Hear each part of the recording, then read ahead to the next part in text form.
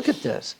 Fire departments, sprinkler systems, almost everything, yeah, they don't want to pay claims, but they're always studying risk. And it's a spread of risk. I'm a finance major. That's why I got into insurance. I realize if you look at risk management, when it came from Ford Motor Company, Pintos, they do 5 things. You avoid a claim. You buy deductibles is the second one. You loss control is the third one. The fourth one is non-insurance transfers. You know what those are?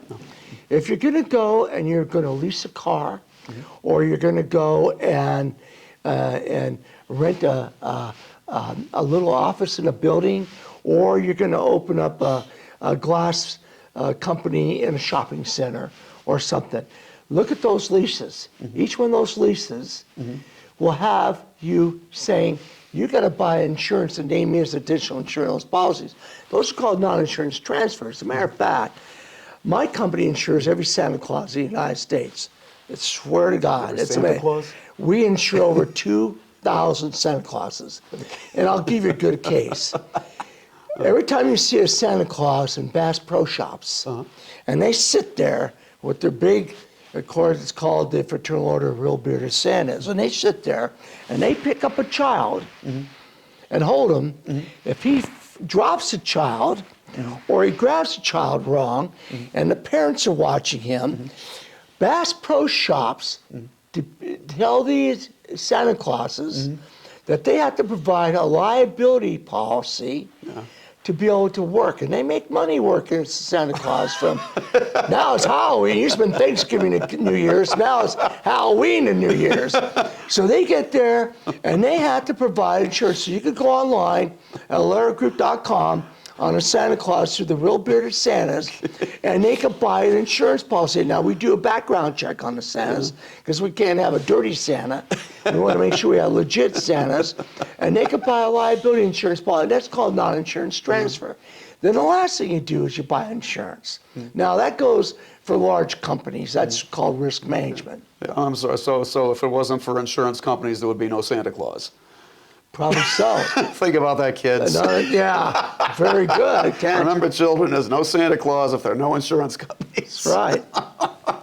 So if you look at insurance, first of all, in automobiles in Nevada, look, you don't have to have insurance for driving off, but you have to do fiduciary responsibility to the state of Nevada. That means you got to have a lot of money.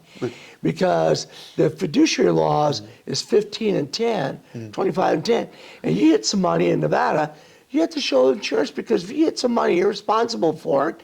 Insurance pays for those things. Of course, it's going on hands because the trial attorneys are suing everybody, but that protects you against them too. I always tell everybody, if you look at the homeowner policy you got. A homeowner insurance policy protects your house, and by the way, banks or your financial thing, they're going to want to make sure you have insurance on the house and just borrow money to buy it, right? So that's insurance. And those insurance policies don't recover liability. Look what's happening in California with all those homes. Now, if they have insurance, it also pays for extra expense to go rent a house as your house is being built. So one thing about insurance people don't realize on top of this, every insurance company buys insurance. It's called reinsurance. Very good. Lloyd's of London, Zurich Re, Munich Re, Alla, they buy insurance. So if you look at State Farm, who has a lot of these, already have 7,500 claims, you know, they buy insurance because they can't afford to take on all the risk in the world. So insurance is spread out everywhere. You know, everywhere is insurance. Products liability, manufacturer, inland marine. Just think about, we just had a big ship, a year ago go down with Mercedes-Benz and BMWs in it, remember that? Oh, yeah. So if you ever go to Lloyd's in London, everything that you touch has insurance on it. Everything. So the things we would not be doing in our daily life if insurance wasn't part of the program here. Obviously, you couldn't be a Santa Claus. But like, what are the other things that we wouldn't be driving on a common roadway? Couldn't. couldn't buy a home. Okay. Couldn't buy a home. Or, yeah, you could buy a home Yeah. cash and take the risk and Yeah. self-insuring it. You could do what you wouldn't want to because you want the insurance. Okay, so, Mortgage companies are going to want insurance. okay. You're driving in the state of Nevada. You got to show proof to the state of Nevada that you got insurance. It's part of the requirement. Yeah. Doctors, medical malpractice. Oh, okay. So, and if a doctor wants to go to work for a hospital and they have their own private, they have to show the hospital that they got insurance with a certificate of insurance. Okay, so your doctor might not want to treat you unless there was insurance there to protect him. Yeah, I'm thinking about like the final customer here. What is it? Because they feel like they pay and they don't necessarily understand they're getting something back. Is my point. It's everybody. It's all over. Okay. Everybody. Okay. So I suppose policemen, fire and responders too. Think about it. How many police officers are fired? Think about it. They get sued if they mishandle something. So the cities are big enough to be self-insured. So they have legislation that protects them. And municipalities in the state of Nevada have tort liability caps. Private enterprise don't. That's why you see some of these lawsuits. Think about it. So if you get, something happens, you get injured by a city employee, or something happens with the city's involvement, they have a tort liability cap. So you only can sue them for maybe $200,000. But if you're a big hotel casino, and you go in there and you choke on food, or you have an allergic reaction, or you trip and fall, or somebody rear-ends you, or something like that, there's no tort liability. So that's where attorneys come in there, and if you saw all those billboards out there, sorry, personal injury attorneys, they make a lot of money on suing and collecting from people. So that's what you got insurance for, because insurance is a guaranteed payment, basically. Okay.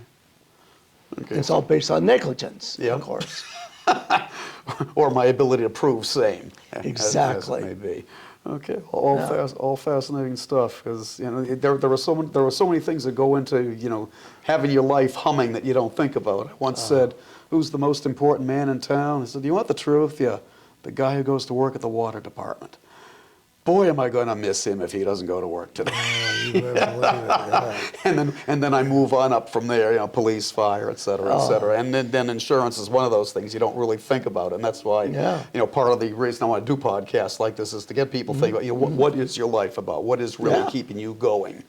What makes all this stuff possible? How did Nevada become the Nevada? Why is Boston still the Boston it is, if you like that, and everything in between? So that's why it's really good to hear from a person like yourself with a lot of experience in the field and in the area to help put all this together. The sad part is we don't have really, we try. I wish we had more insurance companies located here too. We don't.